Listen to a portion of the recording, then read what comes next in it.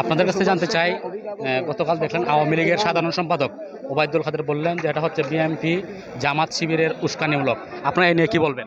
না, এটা জামাত এবং শিবিরের আন্দোলন না, এটা হচ্ছে সারা বাংলাদেশের টেকনাফ থেকে তেঁতুলিয়া, রূপসা থেকে পাথুরিয়া ছাত্র দলের, জাগ্রত ছাত্র সমাজের অধিকার আদায়ের আন্দোলন। এইটা কোনো জামাত বিএনপি না, এর পলিটিক্যাল রূপ ধারণ করার কোনো যৌক্তিকতা এখানে নেই। কারণ হচ্ছে এটা কোটা মেধাবীদের মূল্যায়ন করার স্বার্থে যে আন্দোলনে মেধাবীরা মাঠে নামছে, এটা যৌক্তিক আন্দোলন।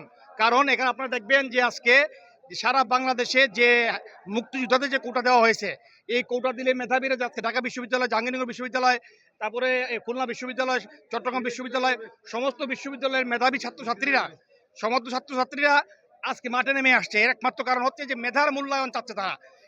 একটা ছাত্র সারা জীবন লেখাপড়া করার পরে যখন চাকরির ক্ষেত্রে বৈষম্যের সৃষ্টি পাবে, দেখবে যে বৈষম্য হচ্ছে, সেখানে ছাত্রছাত্রীদের মেধার মূল্যায়ন হবে না। এই আন্দোলন সারা বাংলাদেশের জাগ্রত ছাত্র সমাজের আন্দোলন। এই আন্দোলন কারো দলের না, এবং কোনো দলের, কোনো জামাত বিএনপি কারো না, এটা সমগ্র ছাত্র সমাজের আন্দোলন। আপনারা শেষ অবধি এই সাধারণ ছাত্রছাত্রীদের সঙ্গে থাকবেন কিনা? অবশ্যই এই আন্দোলনে শেষ পর্যন্ত না, যদি প্রয়োজন হয় বুকের তাজা রক্ত ঢেলে দিয়ে রাজপথে মরতে হয়, তার জন্য আমরা প্রস্তুত রয়েছি। শুধু শেষ পর্যন্ত না, একদম এটা ন্যায্য দাবি আদায় না হওয়া পর্যন্ত আমরা রাজপথ থেকে ঘরে ফিরে যাব না।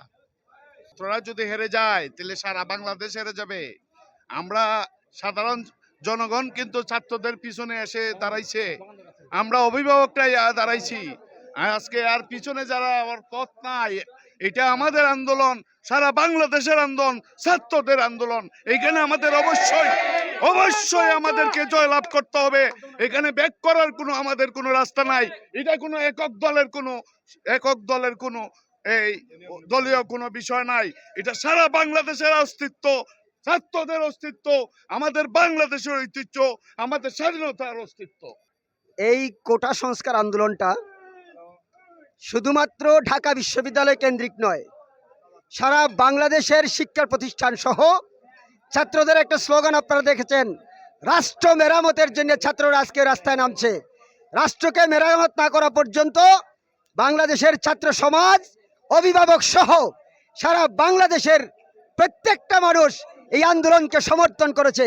বাংলাদেশের একজন মানুষ আপনারা পাবেন না যে আন্দোলনকে সমর্থন করে না।